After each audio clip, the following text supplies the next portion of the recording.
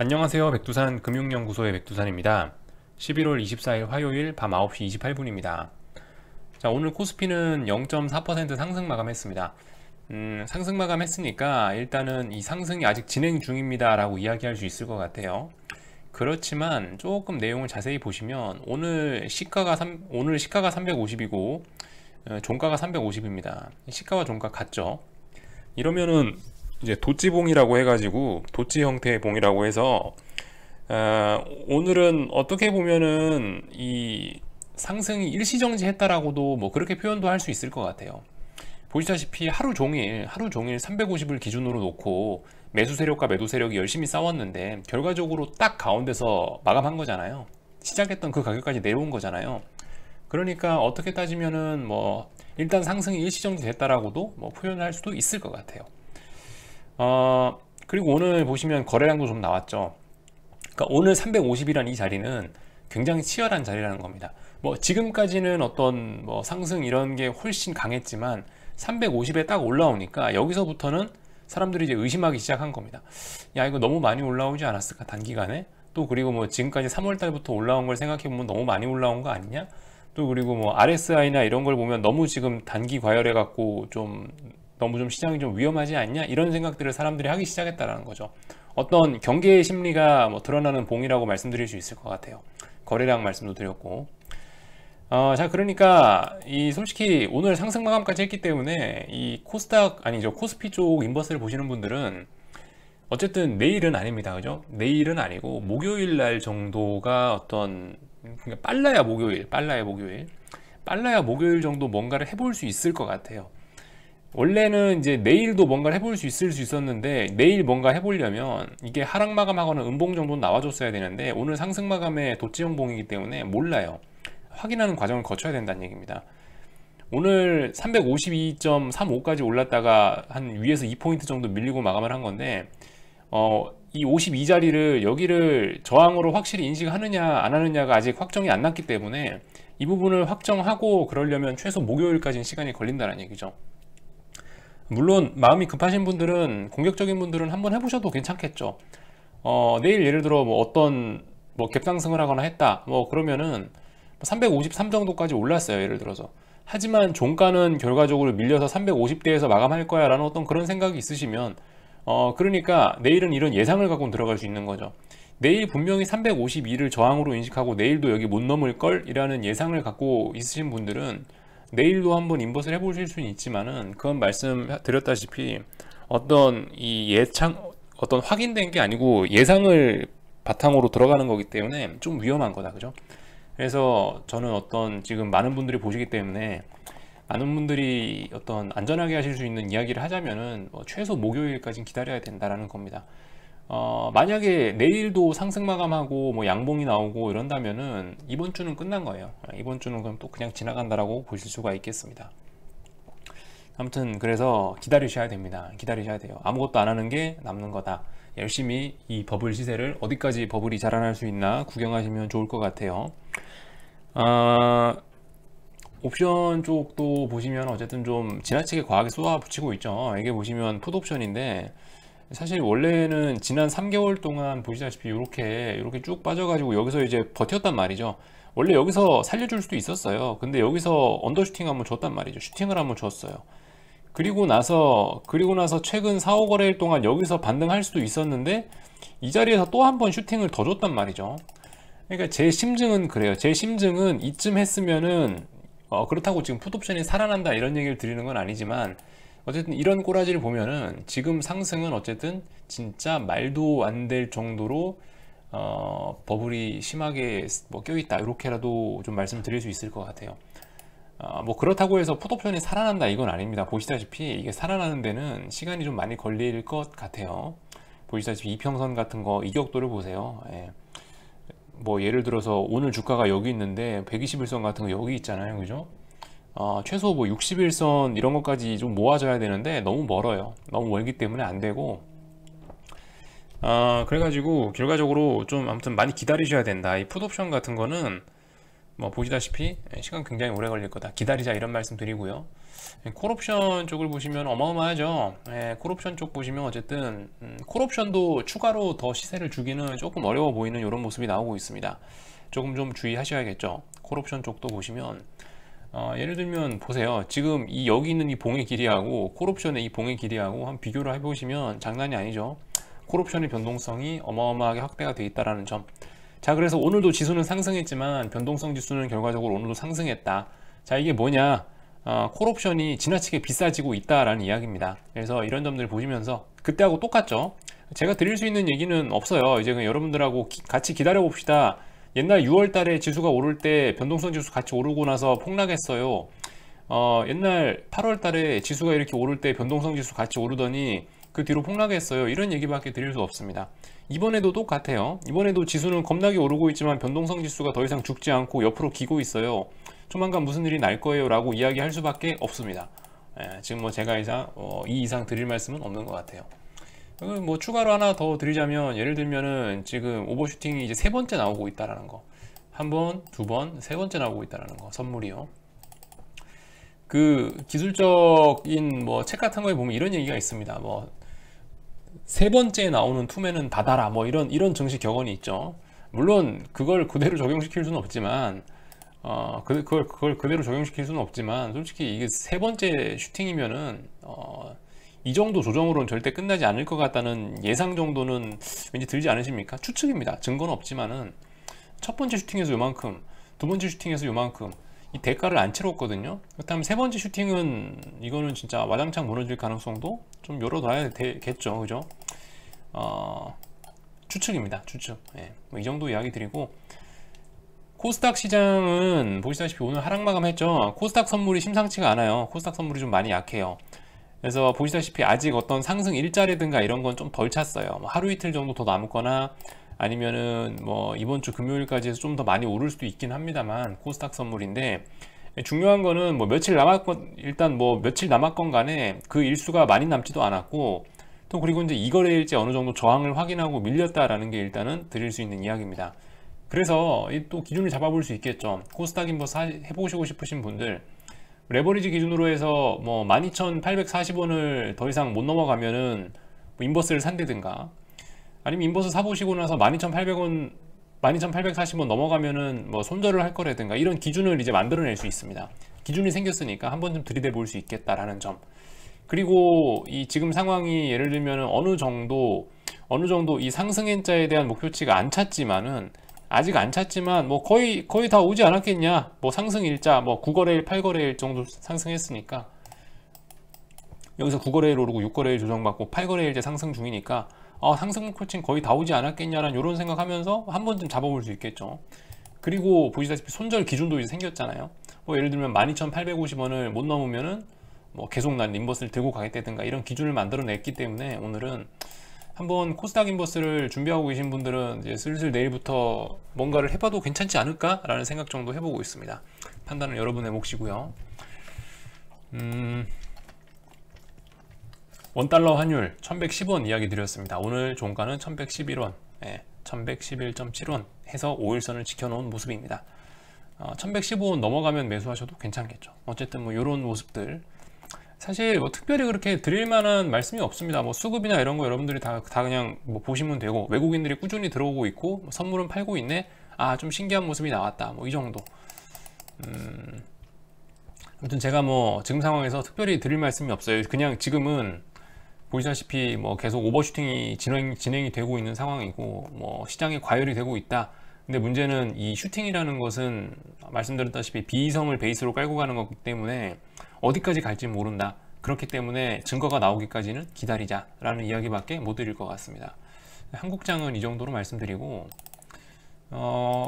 해외장 넘어가기 전에 안 그래도 저도 요즘에 좀 여러 기사들을 보고 있는데, 중요한 건 아니지만 뭐 이런 날, 이렇게 별로 할 말 없는 날, 이런 때 한 번씩 몰아서 보면 좋을 것 같아요. 지금까지 여러분들이 그 맨날 리플에다가 뭐 코스피가 2,800 간대요, 3,000 간대요, 이런 얘기만 하니까 반대로 이렇게 생각하는 사람들도 있다는 거, 한 번 정도는 뭐 보고 넘어가면 좋지 않을까 해서 좀 며칠간 봤던 기사들 몇 개 좀 모아봤어요. 중요한 건 아니고요. 예를 들면은 뭐 그랜섬이라는 아저씨가 있답니다. 이 아저씨가 어떤 아저씨냐면 정말 대단한 아저씨인데, 이 아저씨가 그랜섬인가? 이 아저씨가 그랜섬인가? 이 아저씨네요. 여긴 흰머리 이 아저씨가 그랜섬 아저씨인데, 얼마나 대단하신 분이냐면은 이분이 각종 금융위기를 다 예측했대요. 예를 들면은 89년에 일본의 거품 붕괴되기 전에 일본 금융위기를 예측하고, 2000년에 IT법을 나기 전에 IT법을 예측하고, 금융위기 직전에도 IT법을 예측하고 그랬대요. 근데 이제 이번에도 이제 그 아저씨가 또 이런 얘기를 하고 있대요. 지금 너무 왔다, 나쁘게 끝날 것이다 라는 이야기를 하고 있대요. 그래서 뭐 주식 비중을 줄이고 있다, 뭐 이런 이야기를 하고 있습니다. 그러니까 꼭 지금 뭐 코스피 2000 간다 3000 간다라는 이야기만 하는 사람이 있는 게 아니라고요. 우리처럼 뭐 저처럼 생각하는 사람들도 분명히 있다라는 점. 근데 뭐 솔직히 이런 이야기는 절반만 믿으셔야 돼요. 절반만. 제 얘기도 그렇고 이 사람 이야기도 그렇고 워렌 버핏이고 뭐고, 뭐 일단 전부 절반씩만 믿으세요. 아시다시피 저도 그렇고 그랜섬 아저씨도 그렇고 여러분들의 투자 결과를 책임져 주지 않기 때문에 이런 사람들 얘기는 절반쯤만 믿으시고 그다지 신경 쓰지 마세요. 네. 아무튼 재밌는 것도 하나 있어서 좀 가지고 나왔는데, 이게 이제 그 그랜섬 아저씨가 가지고 있는 어떤 예측 모델이래요. 그래서 보시면은 주황색 선은 이제 주가라고 할 수가 있겠고요. 엄밀히 말하면 주가는 아닌데 뭐 주가에 해당합니다. 그리고 여기 있는 이 진한 초록색이라고 해야 되나요? 이 진한 초록색 선은 실제적으로 어떤 경제 실적이나 이런 걸 나타내는 건데, 지금 뭐 최근 실적에 비해서, 그러니까 최근 경제 성적표에 비해서 주식시장이 너무 고평가가 돼 있다. 그래서 뭐 반드시 이러한 조정 과정이 필요하다라는 것을 이렇게 데이터로 나타내 주고 있네요. 궁금하신 분들은 직접 한번 자세히 보세요. 참고로 이 초록색 선을 만들어내기 위해서 이러이러한 데이터를 썼답니다. 뭐 인플레이션과 인플레이션 속도, 뭐 인플레이션 속도와 뭐 ROE가 그러니까 자기자본 이익률이죠. 뭐 자기자본 수익률, 자기자본 이익률 그거하고, 그리고 뭐 GDP 속도, 이런 것들, 이런 지표들을 이용해서 만들어낸 게 이 초록색 선이랍니다. 그러니까 실제 경제의 수준을 나타내는 게 초록색 선인데, 실제 경제에 비해서 이 주황색 선인 주가가 너무 고평가가 됐다라고 하고 있는 게 지금 이제 이 아저씨들의 주장이고, 그래서 지금 이 아저씨들은 주식 비중을 많이 줄이고 있다라고 하는 게 이 기사의 취지입니다. 이런 이야기도 있다 정도 참고하시고요. 또 아시다시피 손정희 아저씨 거의 뭐 타짜같이 올해 정말 주식 매매 잘하고 계신 분인데, 이분은 뭐 석 달 안에 재앙이 닥칠 수도 있다 뭐 이러면서 현금을 늘리고 있대요. 말씀드렸다시피 손정희 아저씨가 여러분 계좌를 책임주는 게 아니기 때문에 참고만 하시고요. 또 그리고 제가 이제 빅숏 이야기를 한 번씩 하고 있는데, 그 빅숏의 주인공, 그러니까 2007년, 2008년 금융위기 몇 년 전부터 금융위기를 예측해갖고 몇 년 동안 증거금 내면서 하방 포지션을 개겼던 아저씨인데, 정말 범상치 않은 인상을 가지고 계신 분인데요. 이 아저씨가 이제 FANG에 있는 구글과 페이스북을 주식을 대거 처분했다, 이런 뉴스가 어제 밤쯤 나오더라고요. 물론 이 아저씨도 여러분들의 여러분들의 투자 결과를 책임져주는 분이 아니기 때문에 참고만 하셔야 됩니다. 이렇게 생각하는 사람들도 있구나라는 거, 지금 경계를 하는 사람들도 굉장히 많다는 점을 뭐 알아주셨으면 좋겠어요. 너무 그 한국 증권사들, 한국 언론들 너무 그런 것만 보시지 마시고, 저렇게 하는 사람들도 있구나라는 점 자신감 얻으시라고 하는 이야기고요. 너무 어떤 이 하방 보시는 분들이 막 비관론들이 막 너무 하방에 대한 비관론들이 너무 많으신 것 같아서, 오히려 지금이 사실 언제 매수할까를 생각해야 되는 기회인데 오히려 이 비관들에 너무 빠져 있는 것 같아서 자신감 좀 가지시라고, 제가 그 지난 한 일주일간 봤었던 기사들 중에서 좀 기억에 남는 것들 이번 기회에 오늘같이 할 말 없는 날에 이렇게 한번 쭉 말씀드려 본 거고요. 아무튼 그래서 이제 미국장 이야기를 할 건데, 미국장 이야기도 제가 요즘 별로 이렇게 그 큰 목소리를 내서 안 하는 게, 뭔가 할 만한 타이밍이 잘 안 나와서 좀 시장이 애매해 가지고요. 그래서 별로 이야기를 잘 못하고 있습니다. 뭔가 돈을 집어넣기는 지금 되게 애매하게 움직이고 있어요. 뭔가 사인이 안 나오고 있어요. 차라리 뭔가 확 붕괴하거나 아니면 확 오르거나 하면은 좋은데, 지금 예를 들면은 이건 현물지수인데 S&P인데, 예를 들면 지금 약간 이런 거 아니겠냐고요. 이런 식으로 지금 뭐 삼각 수렴형이 진행되고 있다. 삼각 수렴형 안에서 우리가 뭘 하겠어요. 기다려야지, 그죠? 삼각 수렴형 안에서 뭐 위쪽으로 올라간다라고 하면 추격을 하든지 아래쪽으로 붕괴되면 뭐 날아가든지 뭐 이런 걸 할 수 있을지 모르겠어요. 근데 지금 보시다시피 계속 이 안에서 움직이고 있기 때문에 요즘 미국 시장에 대해서 뭐 제가 딱히 뭐 여러분들께 큰 목소리로 뭐 어떻게 해라 이런 얘기를 못 드리고 가만히 있는 겁니다. 일단 수렴을 하고 있고요. 말씀드렸다시피 중요한 포인트는 이미 다 뭐 드렸죠. 예를 들면 이런 식으로 상승 N자가 진행이 될 수도 있었었는데 지금 이 목표치 이대로 지금 여기 1차 상승이 너무 과했기 때문에 상승 N자 목표치가 너무 오버하다. 아마 이거는 달성 못할 것 같긴 한데, 자 그렇다면 무너질 때 어디를 무너뜨리는 게 중요한 사인이냐, 여기 무너뜨려야 된다라고 말씀드렸죠. 여기 이 자리. 왜 이 자리냐, 이렇게 상승 N자로 올랐다가 여기까지 눌림받고 이렇게 지금 올라가는 것이었는데 여기를 붕괴시키게 되면은 아래까지 와장창이다라는 이야기 드렸죠. 그래서 이 자리가 중요하다. 그리고 이 자리 가기 전에 지금 아직까지도 이 삼각 수렴형 안에 갇혀 있기 때문에 지금 상황에서는 어쨌든 미국 시장 지켜만 볼 때다. 뭘 할 때는 아닌 것 같다. 이런 이야기 들을 수 있을 것 같고요. 나스닥은 한 번쯤 어떻게 하락으로 좀 더 뭔가 해볼 수 있을 것 같긴 한데 얘도 잘 안 빠집니다. 하반 경직선이 계속 나오고 있으니까 뭐 딱히 드릴 말씀은 없어요. 물론 12,000을 계속 말씀드렸다시피 이 나스닥 100 기준으로 해서 12,000을 저항으로 인식하고 있긴 한데, 여기 12,000을 저항으로 인식하고 있긴 한데, 문제는 저항으로만 인식하고 이게 빠지려면 아래쪽으로도 뭔가 지지선을 붕괴시켜야 되는데 지지선도 안 붕괴시키고 지지선은 또 계속 지켜요. 그렇기 때문에 딱히 아직까지 드릴 말씀이 없죠. 그죠? 참고로 요 자리 요런 식으로 지금 박스 안에서 움직이는 거죠. 나스닥이 요렇게 요렇게 박스권 안에서 움직이고 있기 때문에 뭐 딱히 드릴 말씀이 없어요. 그래서 가만히 있는 거고요. 다만 이제 방향성, 예를 들면 애플 같은 거를 보면서 애플이 어제 거래량 터지면서 자빠지는 꼬라지를 보니까 야 이거 심상치 않네 라는 생각 정도는 할 수 있겠죠. 어떤 방향성에 대한 힌트 정도는 잡을 수 있겠지만 이런 걸 보면서 아직 나스닥 지수의 뭐 인버스나 이런 걸 베팅하기는 그것도 좀 빠를 수 있다라는 이런 이야기 정도 드리겠습니다. 나스닥도 저기 애플도 결국 이거잖아요. 그죠? 애플도 이거니까 삼각 수렴형이니까 여기서 위로 올라가든지 아래로 자빠지든지 뭐 어쨌든 이런 게 나와야 이제 나스닥 지수도 뭐 시장도 크게 움직일 수 있을 텐데 아직까지 이 안에서 놀고 있기 때문에 요즘은 그냥 이제 뭐 이럴 것이다 저럴 것이다 앞으로 대세 상승할 것이다 앞으로 뭐 폭락을 할 것이다 이런 썰들만 가득한 거지 사실 아직까지 증거는 둘 다 없는 거예요. 그죠? 다만 이제 이렇게만 놓고 보면 모르지만 우리는 아시다시피 큰 그림 보자고 말씀드렸고, 큰 그림 보면은 야 여기서 네가 올라봐야 얼마나 더 먹을 게 있겠냐, 뭐 RSI가 뭐 월봉에서도 뭐 과열권으로 와 있는데 지가 오르면 얼마나 더 오를 건데, 이제 이런 생각을 하면서 이제 아래쪽으로 이제 뭐 이야기를 저는 하고 있는 거고요.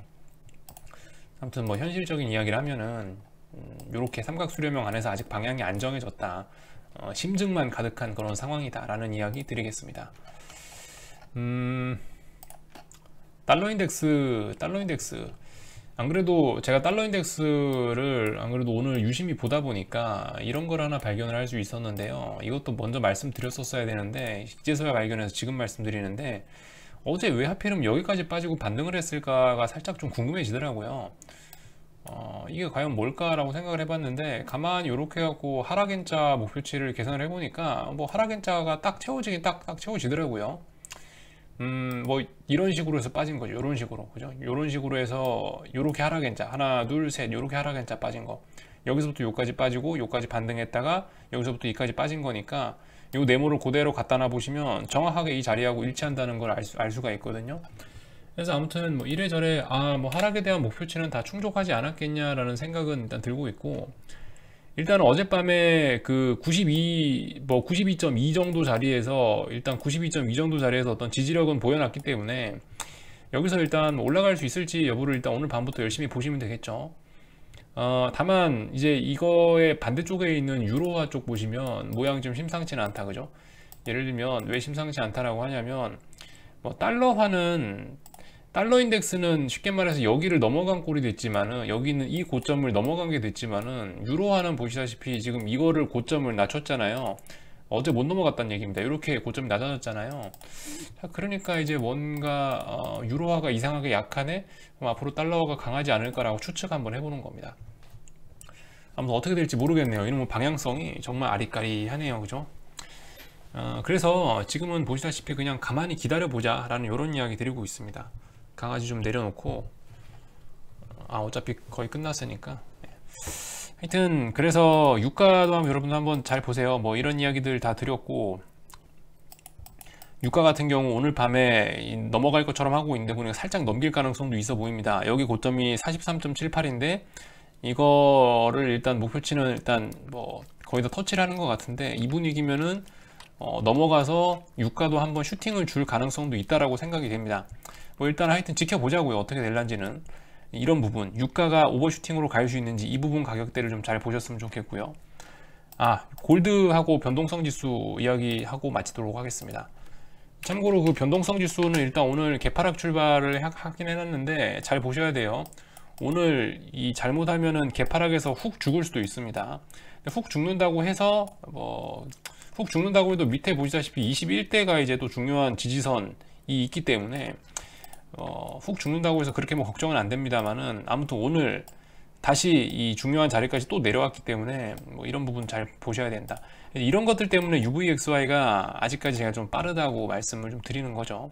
그러니까 아직까지 S&P고 뭐고 그러니까 다 방향성이 안 나오고 있어요. 제대로 이게 수렴형이고 뭘 돌파해야 되는데 아직 그런 게 아니기 때문에 좀 더 기다려 보시자, 뭐 이런 이야기들 드리고 있고요.